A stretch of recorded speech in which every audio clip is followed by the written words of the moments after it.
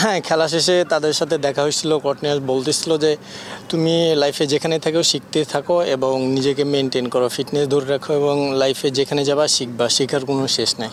Samuel বার্ডলি থেকে শুরু করে তারপর ইয়ান বিশপ সবাই আপনার প্রশংসা করেছে। As a youngster, as a teenager, এই বয়সে এই প্রশংসাগুলো পেতে কি খুব ভালো লাগছে? এবং সেই প্রশংসাগুলো থেকে নিজেকে কতখানি দূরে রাখছেন যে মাথায় সেগুলো নেগেটিভিটি বা পজিটিভিটি, ওভার পজিটিভিটি না হয়ে যায়?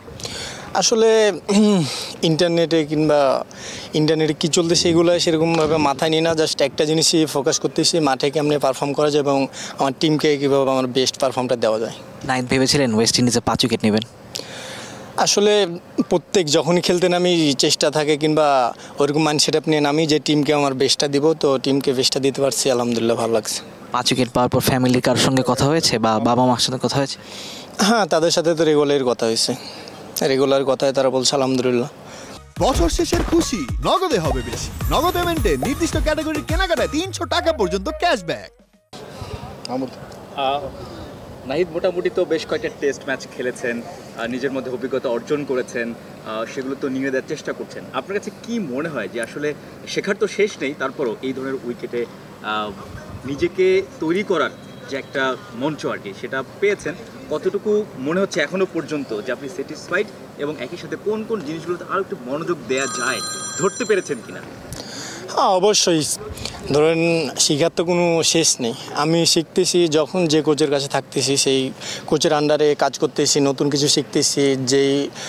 যে কোনো দেশে যাইতেছি, ওই সব দেশে কন্ডিশনে নতুন কিছু শিখতেছি। তো শিক্ষার কোনো শেষ নেই। আমি এখানে এসে শিখলাম যে এই ওয়েদারে কিংবা এই ওয়েস্ট ইন্ডিজে উইকেটে কেমন বল করা উচিত কিংবা কেমন লাইন লেন্থে বোলিং করা উচিত। তো অবশ্যই শিখতেছি সব জায়গায় গিয়ে। আমার লাস্ট কোয়েশ্চেন সেটা হচ্ছে, শিখছেন বলছিলেন রানা, শিখছেন, শেখার তো আসলে শেষ নেই। বোলিংটা শিখছেন, পাশাপাশি দেখলাম কোচ মোহাম্মদ সালাউদ্দিন একেবারে হাতে ধরে ব্যাটিংটাও শেখাচ্ছেন।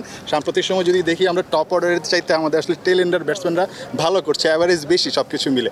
তো ব্যাটিংটা আসলে কোচ সালাউদ্দিন কী শেখাচ্ছিলেন বা আপনি আসলে কী শেখার চেষ্টা করছিলেন, বা ব্যাটিংটা একটু কঠিন মনে হয় কিনা আপনার কাছে? না, অবশ্যই যে কোনো জিনিসে ধরেন এনজয় করলে কখনোই কঠিন মনে হয় না। তো জিনিসটা আমি ওখানে এনজয় করতেছিলাম। উনি জাস্ট বলতেছিল যে তুমি তোমার পাটা হালকা মানে অন্যরকম থাকতে, সে বেসিকের মধ্যে রাখতে বলতেছিল উনি, যাতে বেসটা সুন্দর থাকে, এটাই দেখাতেছিলেন উনি। ব্যাটসম্যান নাহিদ রানা নিজেকে কোন জায়গাটায় দেখতে চায়? আমি টিমের জন্য 15-20টা রান করতে পারলে এটাই এনাফ।